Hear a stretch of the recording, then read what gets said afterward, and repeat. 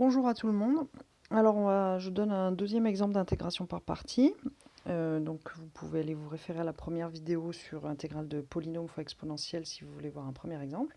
Dans ce deuxième exemple, on regarde l'intégrale de polynôme fois logarithme.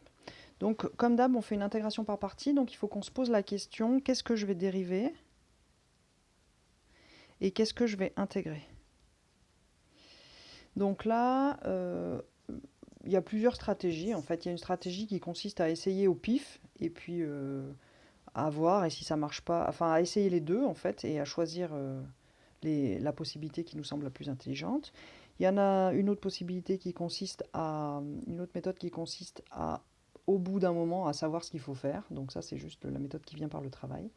Et ensuite, il y a celle qu'on va faire maintenant, qui, je vais vous proposer de réfléchir un peu à qu'est-ce qui se passe si on fait ce choix-là ou si on fait l'autre choix. Donc, voilà, donc le polynôme, on sait que, comme on a vu dans la vidéo précédente sur l'intégration par partie, quand je le dérive, son degré diminue, et quand je l'intègre, son degré augmente. Donc a priori, l'emmerdement va diminuer si je le dérive, et augmenter un peu si je l'intègre. Sauf que ici, c'est un peu plus compliqué que tout à l'heure avec l'exponentielle, c'est qu'est-ce qui se passe avec le log? En fait, l'idée, c'est que le log, si je l'intègre, c'est la catastrophe. Hein. L'intégrale de log x, la primitive de log x, c'est x log x moins x. Donc en termes d'emmerdement, c'est 1000 fois pire d'intégrer le log. Alors que si je le dérive, ça me fait un 1 sur x. J'ai un peu de chance que le 1 sur x, il absorbe des puissances qui arrivent dans le polynôme. Et que du coup, ça devienne quelque chose qui soit plus simple que le fait de l'intégrer.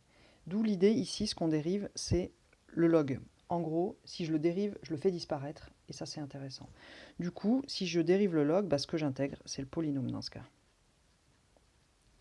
Alors, ceci étant dit, on est parti. Donc, qu'est-ce qu'on va dériver? C'est le log, c'est-à-dire ln de x. Si je le dérive, u' de x, ça me donne 1 sur x. Et qu'est-ce que j'intègre? Le polynôme, x3 plus 1. Et quand j'intègre ça, qu'est-ce que ça me donne? x3, ça s'intègre en x4 sur 4. Et 1, ça s'intègre en x. Alors, c'est parti pour l'intégration par partie. Je vous rappelle la formule. Intégrale de uv' égale le crochet uv moins intégrale de u'v. On y va ici. I, c'est donc l'intégrale de u fois v'.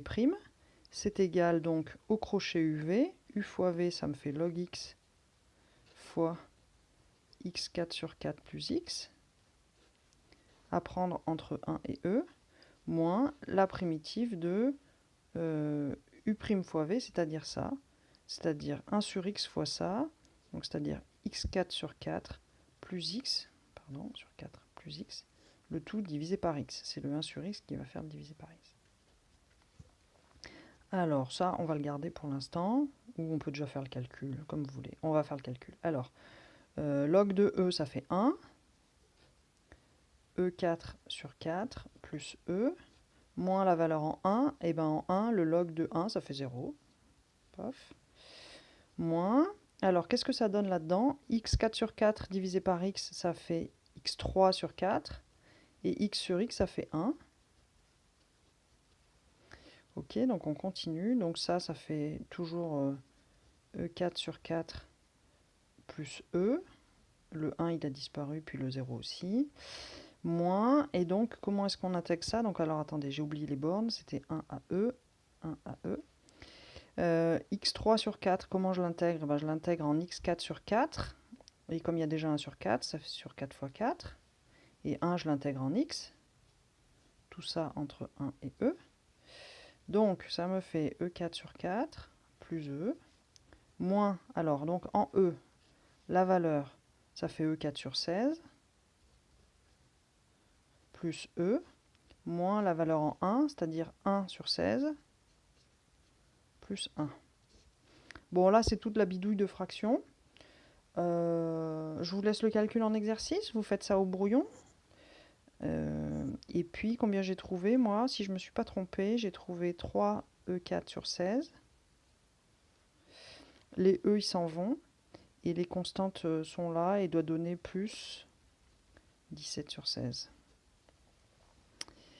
Voilà, donc une fois que vous avez bien compris, ce que je vous encourage, c'est de reprendre ce truc-là et de tout oublier et d'essayer de recommencer par vous-même tout seul pour voir si, une fois que vous avez tout oublié et fermé la vidéo, si vous êtes capable déjà de vous souvenir de ce truc-là et de faire les calculs correctement tout seul. Voilà. Allez, bon travail.